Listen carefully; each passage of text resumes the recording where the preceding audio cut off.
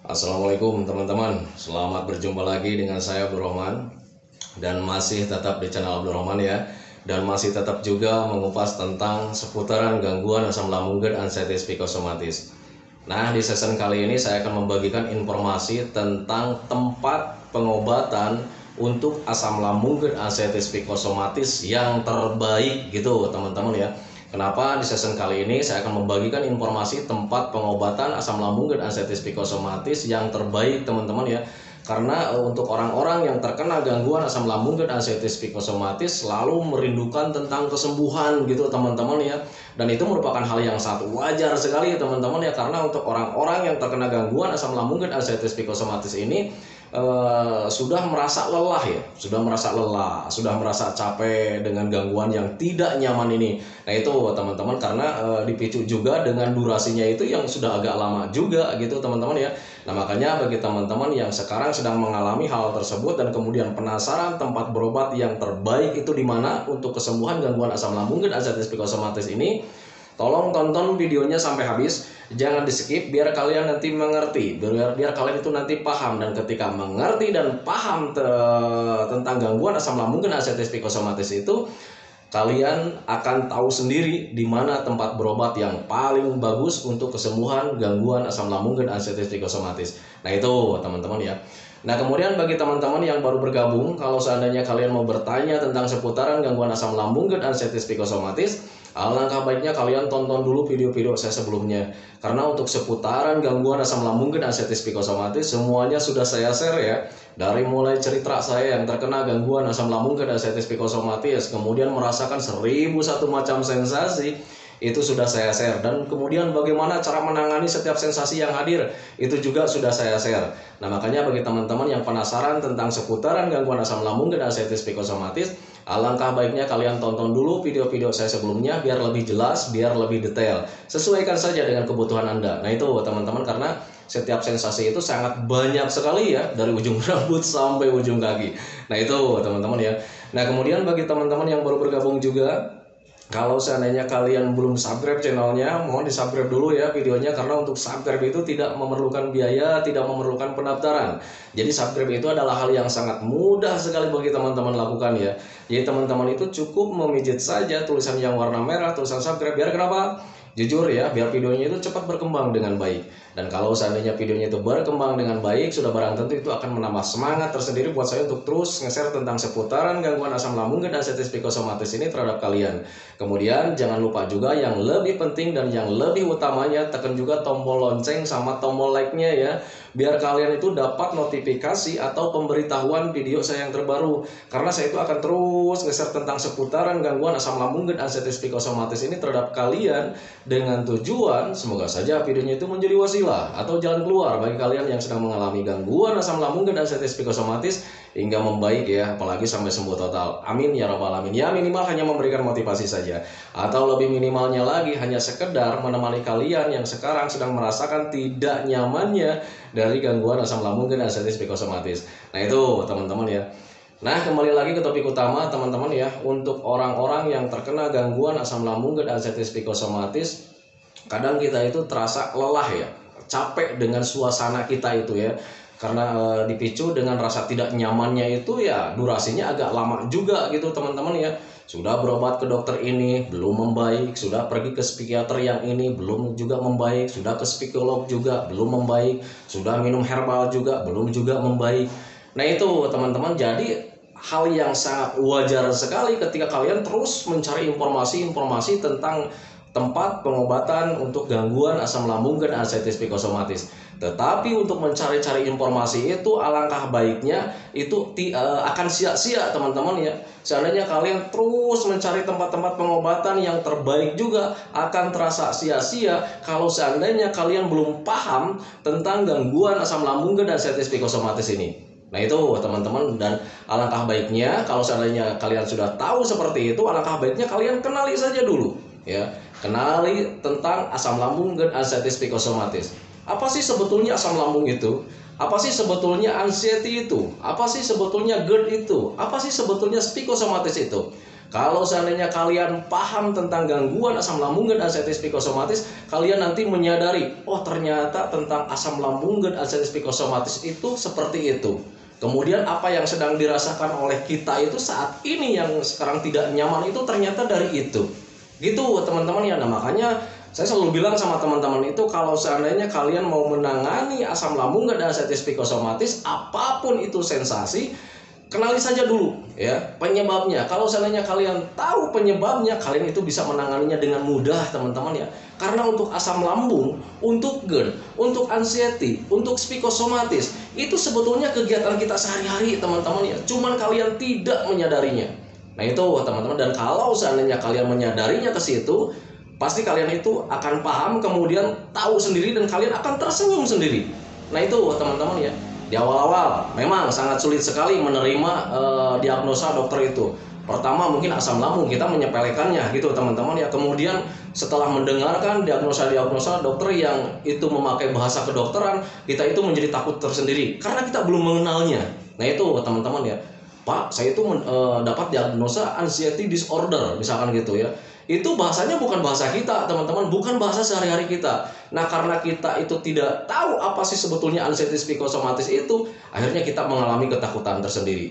Nah itu teman-teman, padahal kalau seandainya kalian mengenali apa itu anxiety disorder, apa itu psikosomatis, kalian itu bakal bisa menanganinya dengan mudah teman-teman ya. Karena semuanya juga dari mulai yang namanya anxiety, kemudian yang namanya psikosomatis, termasuk dengan sensasi-sensasinya, itu kegiatan rumahan teman-teman, dan bisa kita tangani dengan sangat sederhana kalau misal kitanya berpikir wajar, berpikir sadar, berpikir dengan logika. Nah itu teman-teman ya. Nah makanya saya selalu bilang sama teman-teman itu, kenali saja dulu penyebabnya gitu teman-teman, kemudian pahami juga tentang penyakitnya. Nah itu teman-teman ya.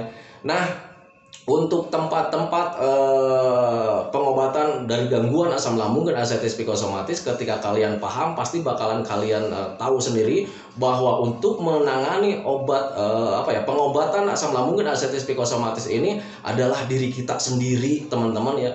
Nah itu teman-teman ya, percuma kalian berobat ke dokter, percuma kalian berobat ke psikiater, percuma kalian mengunjungi psikolog, percuma kalian mengkonsumsi obat, percuma kalian mengkonsumsi herbal apapun gitu teman-teman ya. Tanpa diri kalian itu tidak mau bangkit, itu akan terasa percuma teman-teman ya. Nah itu, nah makanya pahami saja ke sana. Jadi ketika kalian ingin mencari tahu pengobatan yang paling bagus itu sebetulnya ada di dalam diri kalian masing-masing teman-teman ya. Kalau seandainya kalian tekadnya kuat, semangatnya bagus teman-teman ya, untuk asam lambung dan anxiety psikosomatis ini terasa mudah, terasa ringan, karena memang ringan sebetulnya. Nah itu teman-teman ya, asam lambung dan anxiety psikosomatis itu butuh semangat teman-teman ya. Kenapa harus butuh semangat? Karena yang lebih dominan itu di mental kalian teman-teman ya. Ada kelayangan sedikit, kita menjadi cemas. Ada oleng sedikit, kita berpikirnya kemana-mana. Nah itu teman-teman ya. Nah makanya dari mulai sekarang, ketika kalian ingin mencari pengobatan yang terbaik, kenali saja dulu kelayangannya. Kelayangan sedikit itu nggak apa-apa teman-teman ya. Itu merupakan hal yang sangat wajar teman-teman ya. Karena kelayangan itu bisa dari gula darah kita teman-teman. Dan untuk gula darah itu tidak stabil setiap harinya. Bahkan setiap menitnya itu tidak stabil. Kadang naik, kadang turun. Nah itu sifat-sifat dari gula darah kita teman-teman. Dan kalau seandainya gula darah kita sedang turun, ya wajar saja ada rasa oleng, ada rasa kelayangan. Nah itu teman-teman ya. Nah tetapi sekarang itu kita merasakan kelayangannya itu sangat sering gitu ya. Bahkan setiap menitnya itu kita mengalami kelayangan. Untuk gula darah turun itu banyak sekali penyebabnya teman-teman ya. Selain dari asupan gizi yang tidak normal, atau misalkan kebutuhan gizi untuk tubuh kita itu tidak terpenuhi, gula darah turun juga itu bisa dikarenakan stres atau banyak pikiran teman-teman ya. Kalau seandainya kita terlalu berpikir tentang penyakit, berpikir tentang sensasi yang akhirnya menimbulkan ketakutan-ketakutan tersendiri gitu teman-teman ya.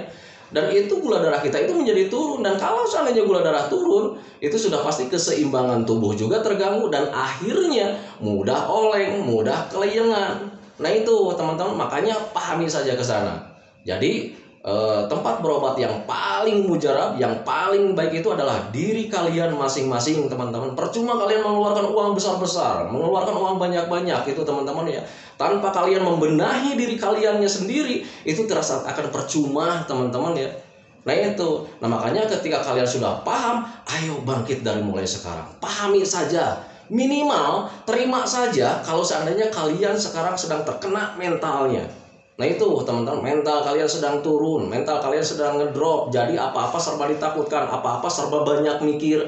Mau jalan-jalan keluar kalian banyak mikir, takutnya nanti di sana apa-apa. Mau jajan saja ke warung kalian tuh banyak berpikir, nanti takutnya nanti di warung begini. Mau makan makanan yang lain misalkan kalian itu banyak berpikir, nanti ketika makan ini nanti saya kelayangan nih, nanti saya pingsan nih, nanti saya mati. Itu yang salah. Nah itu teman-teman ya. Pahami saja bahwa kalian itu dan kalian itu harus bisa menerima bahwa mental kalian itu sedang terganggu, teman-teman ya. Dan kalau seandainya kalian sudah menerima, ternyata memang mental saya sedang terganggu, dan kalian itu juga nanti kalian punya jawaban sendiri. Jawabannya adalah saya harus bangkit, saya harus melatih lagi mentalnya, biar mentalnya kita itu bisa mental baja lagi. Biar nanti mau ngapa-ngapain juga tidak terlalu banyak mikir. Nah itu teman-teman ya. Padahal kegiatan-kegiatan yang mau kita lakukan itu adalah sebetulnya kegiatan-kegiatan biasa, teman-teman ya. Kegiatan-kegiatan rumahan, kegiatan-kegiatan sehari-hari kita. Contoh, orang kalau misalnya yang terkena gangguan asam lambung dan sensitif psikosomatis atau mentalnya yang sedang terganggu, saya selalu mengatakan, ayo sering jalan-jalan, ayo sering jalan-jalan. Tetapi ketika kalian mau jalan-jalan, kalian banyak mikir. Nah itu teman-teman, kalian banyak berasumsi yang lain, banyak mensugesti diri gitu, teman-teman ya. Nanti ketika di sana kelayangan, nanti ketika di sana kelayangan. Seperti itu. Nah, itu mentalnya yang harus diberanikan, teman-teman. Mentalnya yang harus dibenahi. Jadi, pengobatan yang paling mujarab itu sebetulnya ada di diri kalian masing-masing. Nah, itu teman-teman, bukan di dokter, bukan di hipnoterapi, bukan di psikolog, teman-teman ya. Ada di diri kalian masing-masing. Untuk mental itu ada di diri kalian masing-masing, teman-teman ya. Nah itu, semangat itu ada di diri kalian masing-masing. Tetapi Pak, kalau saya teman saya itu pergi ke psikiater kemudian dia bisa bangkit, katanya gitu. Dia mungkin bisa bangkit, tetapi kalian kenapa tidak? Nah itu teman-teman ya. Nah itu makanya sebagus apapun, sebagus dokter apapun, kalau misalnya diri kaliannya tidak mau bangkit, itu akan terasa percuma, teman-teman ya. Nah itu, jadi pengobatan yang pertama itu ada di diri kalian masing-masing. Nah kalau seandainya Pak, saya ini sudah tahu nih pengobatannya itu ternyata ada di diri saya, ada di diri masing-masing, berarti ada di diri saya. Yang pertama harus saya lakukan itu apa? Biar cepat membaik asam lambung dan sensitif psikosomatisnya. Yang pertama harus kalian lakukan adalah berdoa, teman-teman ya, berserah diri sama Allah. Nah itu teman-teman, ketika kalian berserah sama diri tanpa kalian sadari, itu ketenangan ada, teman-teman ya. Kalian menjadi tenang karena kalian itu sudah merasa dekat sama Allah, sudah sering berdoa, sudah sering sembahyang. Seperti itu teman-teman ya. Dan ketika keagamaan kalian semakin meningkat, terus meningkat, itu ada ketenangan sendiri tanpa kalian sadari. Dan ketika kalian sudah tenang, ketika kalian sudah rileks, teman-teman ya, otak kalian itu pasti akan berpikir wajar karena otaknya fresh juga, teman-teman ya. Berbeda ketika kalian mengalami ketakutan, mengalami cemas, itu yang dipikirkan bukan ketenangan, teman-teman, tetapi adalah hal-hal yang menakutkan, teman-teman ya. Dan kalau seandainya hal-hal yang menakutkan setiap hari terjadi terus, itu tanpa disadari, imun kalian akan rendah, teman-teman. Imun kalian akan turun dan kalian mudah terkena sakit apapun. Kayak macam panas dingin, sering terjadi itu. Untuk orang-orang yang terkena gangguan asam lambung dan sensitif psikosomatis selalu seperti itu. Mengalami meriang-meriang, teman-teman ya. Kepala terasa penuh, terasa pecah gitu, teman-teman ya. Itu yang saya alami dulu gitu, teman-teman ya. Nah, makanya biar kalian tidak mengalami sakit apapun atau tidak mudah terkena gangguan apapun, alangkah baiknya imun kalian itu ditingkatkan, teman-teman ya. Dengan cara seperti apa? Minimal rileks dulu biar kalian nanti berpikir dengan logika. Nah itu teman-teman, biar kalian itu otaknya fresh gitu, teman-teman ya. Dan kalau seandainya otak kalian fresh, otak kalian itu normal kembali, teman-teman, berpikirnya normal, hidup kalian itu akan bersemangat dan kalian melakukan aktivitas apapun tidak akan menjadi rasa takut. Nah itu teman-teman, dan ketika kalian sudah banyak melakukan aktivitas, tenaga kalian itu akan normal lagi, semangatnya akan normal lagi, dan imun kalian itu akan meningkat lagi. Nah itu teman-teman, makanya pahami saja ke sana. Jadi untuk orang-orang yang terkena gangguan asam lambung dan ascites psikosomatis, kalau seandainya sudah kalian mengunjungi dokter, sudah mengunjungi psikiater, sudah mengunjungi psikologis gitu teman-teman ya, tentang pengobatan-pengobatan kayak macam begitu, kemudian sudah minum obat, sudah minum herbal teman-teman ya, itu juga kalian harus bisa menumbuhkan rasa semangat kalian teman-teman ya. Mental kalian itu harus ditumbuhkan lagi teman-teman ya, karena untuk asam lambung dan ascites psikosomatis lebih dominan medisnya cuma 1%, mentalnya yang 99%. Nah itu teman-teman, kenapa saya katakan asam lambungnya cuma 1%? Karena untuk asam lambung itu, setiap asam lambung yang terjadi, baik sensasinya, baik penyakitnya, itu kegiatan kita sehari-hari dulu pernah mengalami, cuman kalian tidak menyadarinya saja. Coba ingat-ingat, kita flashback kejadian yang dulu. Apakah kalian sering mengalami begah? Apakah kalian sering mengalami mual, muntah? Itu yang dinamakan GERD, gastroesophageal reflux disease, makanan yang kembali bahasa kitanya. Kalau misalnya bahasa rumahannya muntah teman-teman ya, sebel kalau orang Sunda ya, jadi pengen muntah. Nah itu teman-teman ya. Nah itu kegiatan kita sehari-hari dulu gitu teman-teman ya. Nah tetapi dulu kita cuek, mental kita tidak terganggu teman-teman ya. Nah sekarang mual sedikit, pengen muntah sedikit, kita menjadi cemas, kita menjadi bingung teman-teman ya. Gak usah dibingungkan teman-teman, untuk medisnya asam lambung itu cuma 1%, karena dulu juga kita mengalaminya. Nah tetapi Pak, takutnya berbahaya, gimana nih cara menangani asam lambungnya? Menjaga pola makannya, dari jam makan sampai jenis makanannya, 1 bulan juga itu udah beres sebetulnya untuk asam lambung itu teman-teman ya. Nah itu, coba dulu ingat-ingat ya, ketika kalian mengalami begah, apakah kalian mengalami begahnya itu lama? Kan tidak, paling lama juga sekitar 1 minggu. Nah itu teman-teman, dan dulu juga kalian membaik itu tidak menjaga makanan, kalian biasa-biasa saja, mau makan ini kalian hajar, mau makan itu kalian hajar, tetapi untuk begahnya hilang dengan sendirinya. Kenapa bisa seperti itu? Karena waktu itu tidak dipicu dengan banyak pikiran juga teman-teman ya. Nah sekarang begahnya terasa lama, karena kalian itu padahal sudah membaik dari asam lambungnya teman-teman, karena sudah menjaga makannya, tetapi kalian tidak menjaga pola pikirnya juga. Nah itu teman-teman ya, apapun yang terjadi selalu dipikirkan, bahkan yang belum terjadi juga itu selalu kalian pikirkan. Nah tanpa disadari itu menjadi stres tersendiri, dan ketika stres, asam lambung itu terpicu menjadi tidak normal lagi, dan akhirnya ketika asam lambungnya tidak normal lagi, begahnya ada lagi. Sering terjadi seperti itu. Nah itu teman-teman, makanya ketika kalian sekarang ingin menangani asam lambung dan ascites psikosomatis, sedang ingin menangani rasa tidak nyaman di tubuh kalian, di pikiran kalian, itu yang paling utama itu minimal sadari saja dulu gitu teman-teman ya. Nah itu, jadi jangan terlalu banyak mikir ini itu yang akhirnya nanti menjerumuskan kalian ke hal-hal yang tidak kita inginkan. Ketika terus berpikir tentang yang lain-lain, nanti kita terjerumus. Jadi kita itu sering menderita, tidak nyaman gitu teman-teman, setiap hari seperti itu. Nah makanya biar rasa tidak nyaman itu hilang 100%, minimal untuk saat ini kalian jangan pernah berpikir tentang penyakit.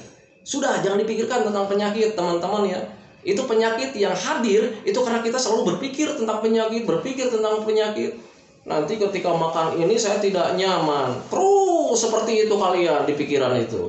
Besoknya mau mengkonsumsi makanan yang lain lagi, nanti makan ini saya nggak nyaman lagi, terus seperti itu. Dan akhirnya ketika terus tubuh kalian menjadi tidak nyaman teman-teman ya, karena kalian sering berpikir, banyak berpikir teman-teman ya.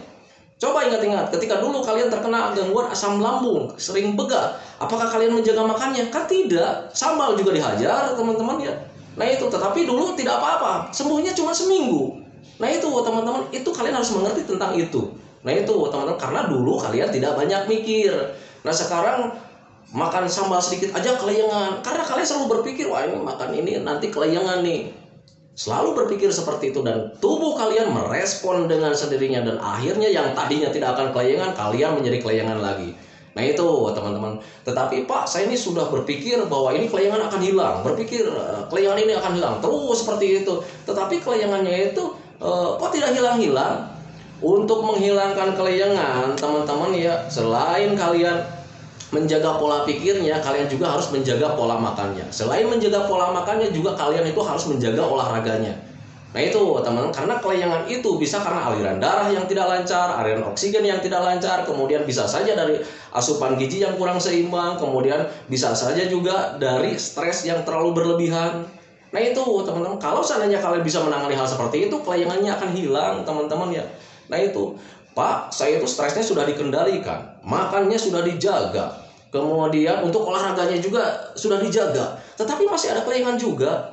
Untuk orang-orang yang terkena gangguan asam lambung dan ascites psikosomatis, dulu saat terkena gangguan asam di awal sampai saat ini kalian sudah terbiasa berdiam diri di rumah. Nah sekarang bergerak sedikit juga, kalian menjadi kelayangan karena kalian belum terbiasa lagi.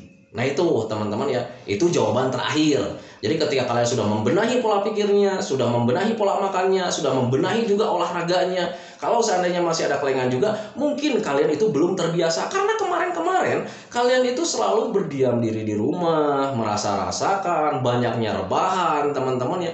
Nah ketika sekarang sudah olahraga apapun gitu teman-teman, menjaga apapun, tetapi masih ada kelayangan, jangan khawatir teman-teman ya, positive thinking saja bahwa kalian itu sekarang belum terbiasa lagi teman-teman ya.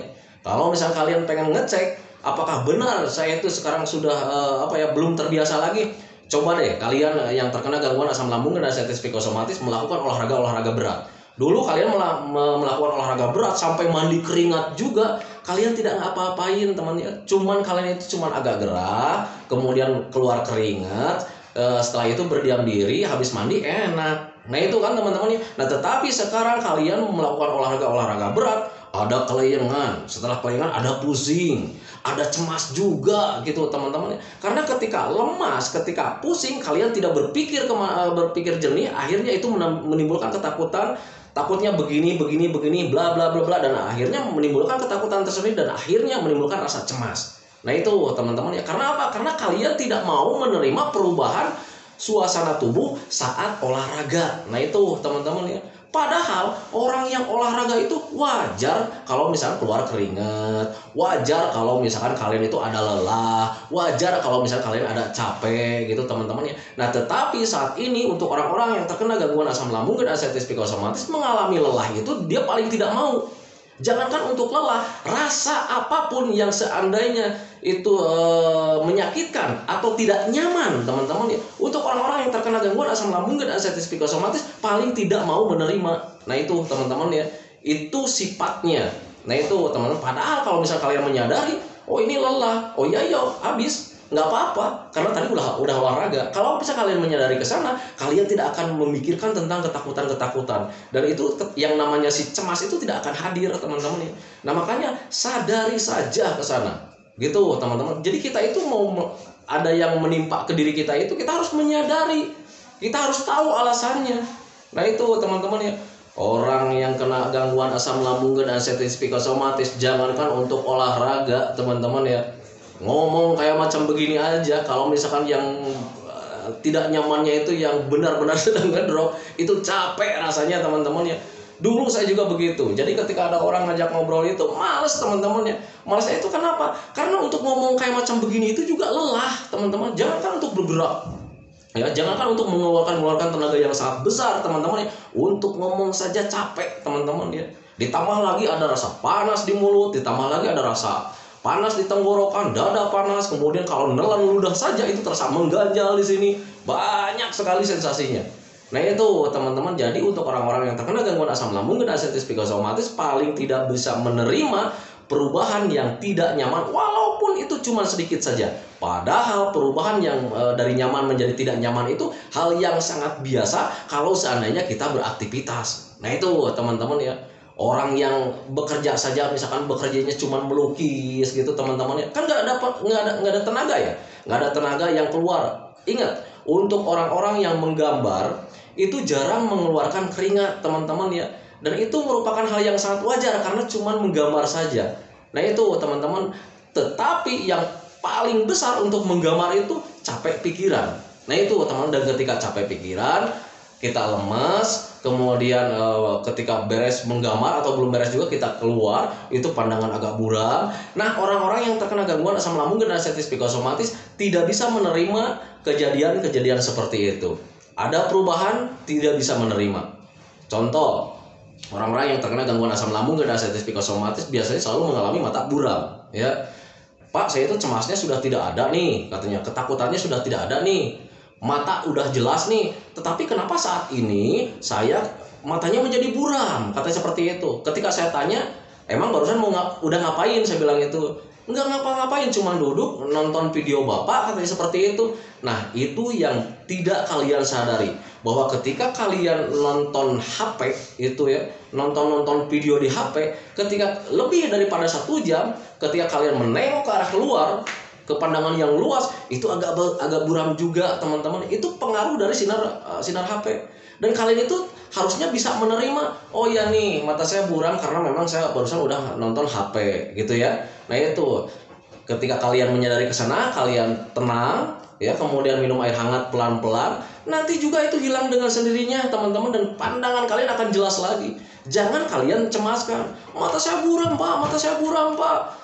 Ketika diajak ngobrol serang 15 menit, sekarang gimana matanya? Sekarang enggak lagi, katanya gitu. Nah, itu teman-teman, itu berarti belum menyadari ada perubahan saat melakukan aktivitas. Nah, itu teman-teman ya. Nah, makanya ketika kalian paham ke sana, kalian itu nanti akan mengetahui sendiri ternyata obat yang paling bagus atau tempat yang paling bagus itu adalah diri kita sendiri masing-masing. Nah, itu teman-teman ya. Yang pertama harus kalian lakukan adalah yang pertama, berdoa sama Allah, berserah diri. Ketika kalian berserah diri, meminta sama Allah kesembuhan, mendekatkan diri sama Allah, nanti ada ketenangan. Dan ketika kalian sudah tenang, itu nanti kalian timbul semangat untuk bangkit, teman-teman, karena memang bangkit, teman-teman, obatnya ada di diri kalian masing-masing.